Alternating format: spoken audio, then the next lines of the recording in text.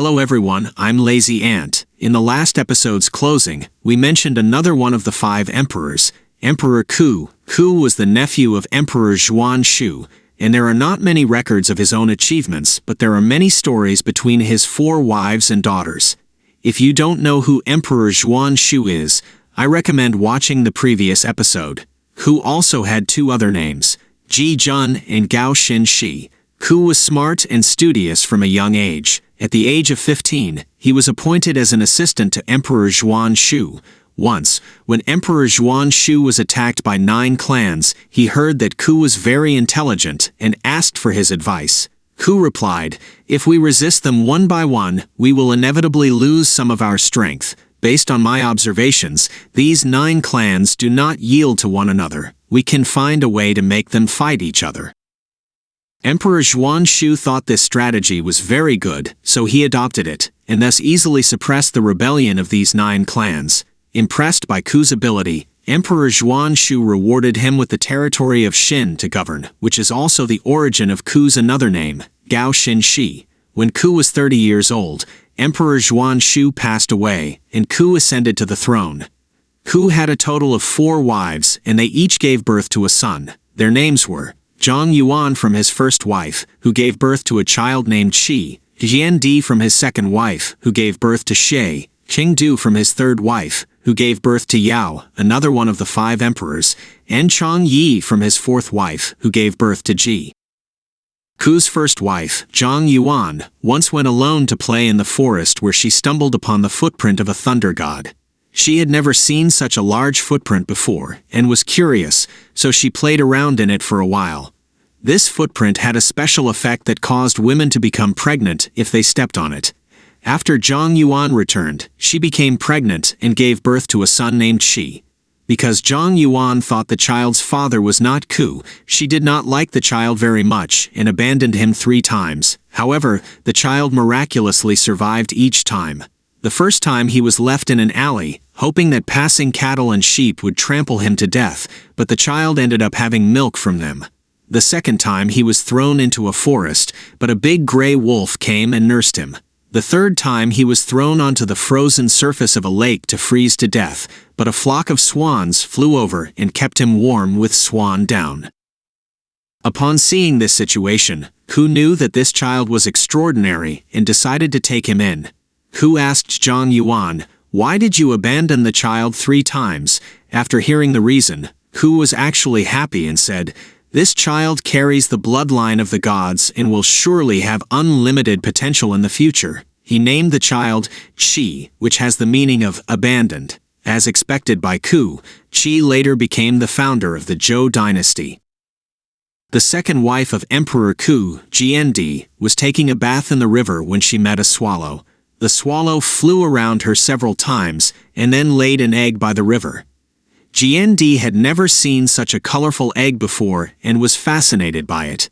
She wanted to take it home, but she was only halfway through her bath and had no clothes to carry the egg, so she held the egg in her mouth while continuing to bathe.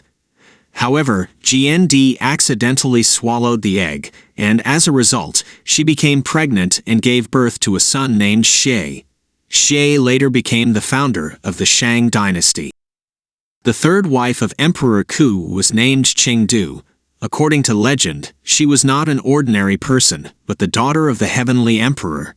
One day, the heavenly emperor was struck by lightning, and his blood flowed onto a large rock. Later, the blood turned into a baby, Qingdu, who was picked up and raised by passing people. As she grew up, Qingdu accompanied her foster father to the capital city, and because she was so beautiful, Ku's mother saw her and arranged for Ku to marry her.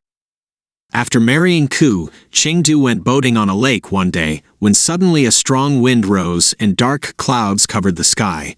A red dragon appeared, flying around the boat several times before flying away. This continued for 3 consecutive days until on the 3rd day, the red dragon landed on the boat and showed Qingdu a painting of a man. Soon after, Qingdu became pregnant and gave birth to a son, who turned out to be the man in the painting, Yao. The 4th wife of Emperor Ku was named Chang Yi. She had beautiful long black hair that flowed all the way down to her feet. She bore 2 children for Ku, one named Ji, who later succeeded Ku as emperor, but only reigned for 9 years due to poor governance, causing great suffering among the people, and thus abdicated in favor of Yao. The other child was a daughter named Shang, who was featured in the previous video as one of the 4 great Chinese myths and legends, and who was born to Ku and Chang Yi. In addition to the children mentioned above, Emperor Ku had 3 more sons with his second wife Gnd, and 8 sons with his 4th wife Chang Yi. Some of these sons were not recorded by historical books, while others were only known by name without any notable achievements, and will not be further discussed here. During Emperor Ku's reign, the Kanrong tribe frequently invaded and harassed his kingdom. Emperor Ku led his army to battle, but they were unsuccessful. In response, he posted a notice promising a reward of 1,000 kilograms of gold, a piece of land, and a beautiful woman to whoever could capture the leader of the Kanrong tribe. Emperor Ku had a divine dog named Pan Hu, who tore down the notice and ran to the Kanrong tribe, where it surprised and bit off the leader's head. Pan Hu then returned to Emperor Ku and was rewarded as promised. At first, Ku couldn't believe it, and his ministers were also at a loss. Later, he was rewarded with gold and land, but no woman was willing to marry a dog. One of Ku's wives heard about this and believed that the promise should be fulfilled, so she offered her own daughter to Pan Hu and established a precedent of marrying a dog with the dog. According to one account, the princess who married the dog was the daughter of Ku and his 4th wife Chang Yi, but the more common version only states that the princess was the 3rd daughter, without specifying which wife she was born to. In addition to the exaggerated mythological stories about his 4 wives, although Emperor Ku did not have outstanding military achievements, he made many contributions in other areas. First, he moved the capital to Bo, now Yansha district, Luoyang, Henan, which improved people's livelihood by preventing them from suffering from floods. The terrain here is mainly mountainous and hilly, so in the event of a flood, people can easily move to the mountains. In terms of politics, Ku completely solved the problem of the rebellious Gonggong tribe. The Gonggong tribe had been expanding their territory from the middle and upper reaches of the Yellow River to the middle and upper reaches of the Yangtze River. By moving the capital to Bo, Ku was able to quickly deploy his army to the front lines of the battle. After defeating the nomadic tribe of the Kanrong, he did not pursue further attacks, but instead shifted his focus to internal affairs. In terms of internal affairs, while the concept of 4 seasons existed before, people used to work from sunrise to sunset without any scientific order of farming. Agricultural development and improvement in people's living standards were slow. Therefore, Ku observed celestial phenomena and climate changes to guide people in agricultural and animal husbandry activities based on the solar terms.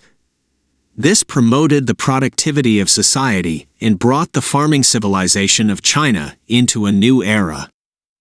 Under the rule of Ku the Great, he governed with benevolence and compassion.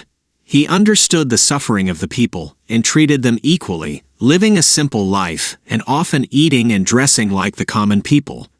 He also respectfully worshipped the gods and prayed for peace in the world. These high virtues and deeds endeared him to the people.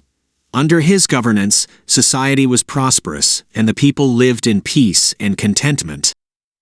Ku was also good at identifying talent, and appointed Yi as his archery officer, rewarding him with a bow and arrows. Yi's archery skills were unrivaled, and he lived up to Ku's expectations by quickly suppressing a rebellion when it occurred. The myth of Hu Yi shooting down the sun, one of China's 4 great myths, tells the story of Yi. However, the more widely circulated version of the myth is said to have occurred during the reign of Emperor Yao and is also related to the story of Chang'e flying to the moon, which we may have the opportunity to discuss in the future. Emperor Ku was very fond of music.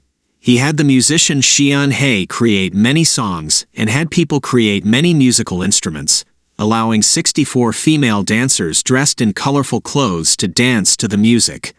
These dancers, accompanied by the songs and music, danced with graceful movements, and attracted the phoenix to come and pay homage. In ancient times, it was believed that only people with noble virtues could attract the phoenix, which proved that Emperor Ku had excellent virtues and governance and was loved by the people, thus attracting the divine bird to come.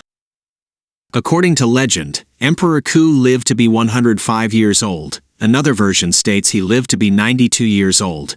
But given the poor hygiene and dietary conditions of ancient times, such a long lifespan seems unlikely.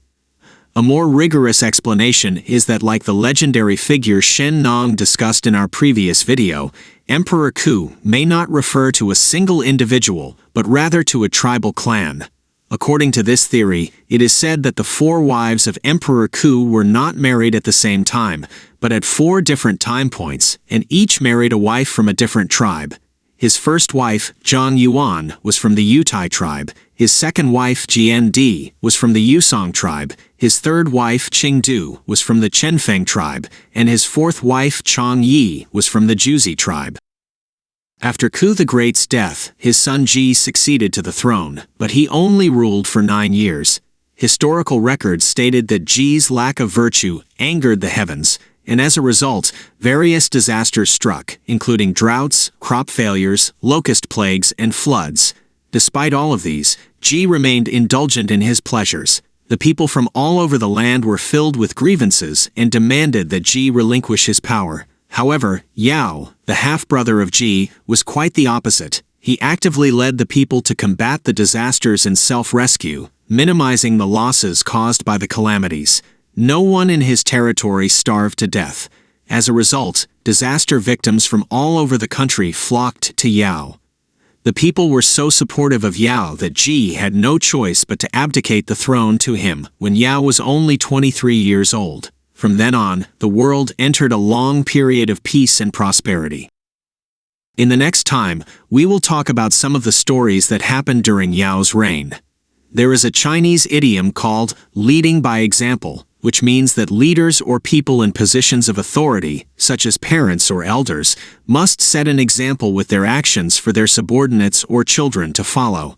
Yao lived a simple and frugal life and set a good example for the whole country and the people.